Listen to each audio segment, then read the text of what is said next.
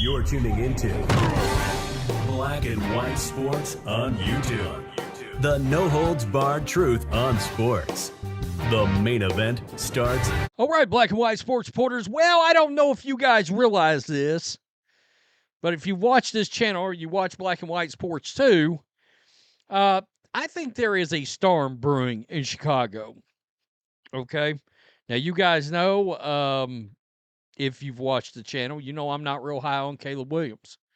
I wasn't when he was literally still in college, still playing college football.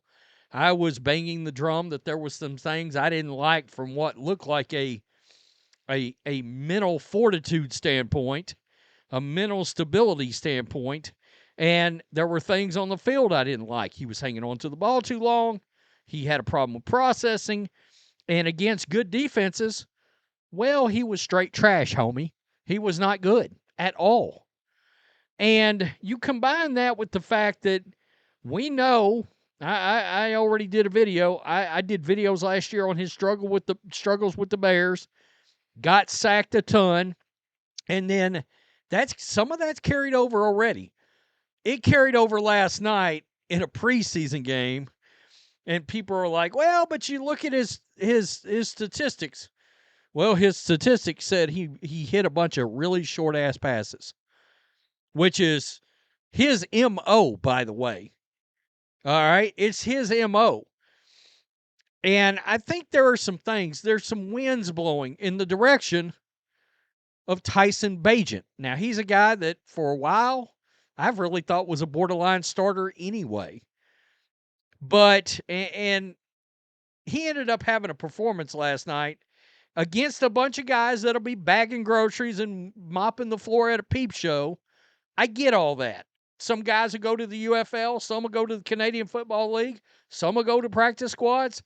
Some will make a 53-man roster somewhere. But nonetheless, Tyson Bagent showed his ass last night. He had 3 touchdown passes in the fourth quarter. Now, this goes back to what I've been saying about a lot of these quarterbacks. How comfortable do they look? All right? I don't care who they're playing against. Once they hit the National Football League, how comfortable do they look? And the fact is, Tyson Bagent looks incredibly comfortable playing the position. And there's a reason I believe that Ben Johnson extended him. Yeah, did he give him backup money? He did. But he gave him good backup money and money that was well enough to keep him around long enough to find out, is Caleb Williams really the guy? So let's check this out, all right? On Wednesday, Bears quarterback Tyson Bagent signed a new contract. On Friday night, he provided some proof as to why the Bears offered him a deal. Yes, it's a preseason game, but still, with the Bears down 27-10 in the fourth quarter, Bagent threw 3 touchdown passes and led the come-from-behind victory in the Chicago's preseason finale. And while wiping out the 17-point deficit means nothing as to the 17 games to come, it provides a little kick to a mostly young team with a new coach. Against the Chiefs, Bagent was 20 of 28 for 212, a passer rating of 128.9. He just took a 2-year, $10 million extension. It puts him under contract for 3 years at $11.03 million. So, and the thing about it is, it gets a lot of people to talking. Tyson Bagent outplays Caleb Williams every preseason game, and the national sports media leads Mondays talking about how wonderful Caleb played. Tyson Bagent is better than Caleb Williams. I don't care. Honestly. Here we go. Let's check it out. And right it's caught. Touchdown, Bears. Walker gets the touchdown. That was a touchdown catch that Tyson Bagent threw. First-round mock. By what week this season is Tyson Bagent starting for the Bears? And this is exactly an indictment of what I've been saying about Caleb Williams. folks. I mean, seriously, let's check this out. I've been impressed with him all training camp, the way he's worked, the way he's coming to. Chiefs are already up here, by the way. Chiefs are already up here, 10-0. Look at how long he holds on to the ball. And this is a problem, people. This is the problem. Caleb Williams will not get the ball out of his hands. Look, Bears fandom thought our offensive line is trash, and I would get on here, I'd bang the drum. No, they're just average. But he's not getting rid of the ball like he should as an NFL quarterback. Now, look at this. He held the ball for 6.26 seconds. You're not going to make it. You're not going to make it. I don't give a shit about 11 of 15 with a touchdown. I don't give a shit about that. All right? Because he made a bunch of short passes. And the scariest part is, watch the protection from the Bears. Look at how much time. 1 1,000, 2 1,000, 3 1,000, 4 1,000, 5 1,000. That was a perfect job by the Bears offensive line. That's the scariest part. That pocket was clean, and that pocket was beautiful. You didn't throw the ball. And I guarantee you, a guy like Ben Johnson, madder than Hades over something like that. Advanced scouting on Caleb.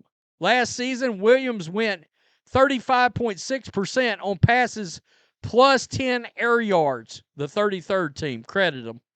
Versus the Chiefs preseason, 11 completions, 10 were short. In addition, I did an independent study of every throw he made his final season at USC in 2023.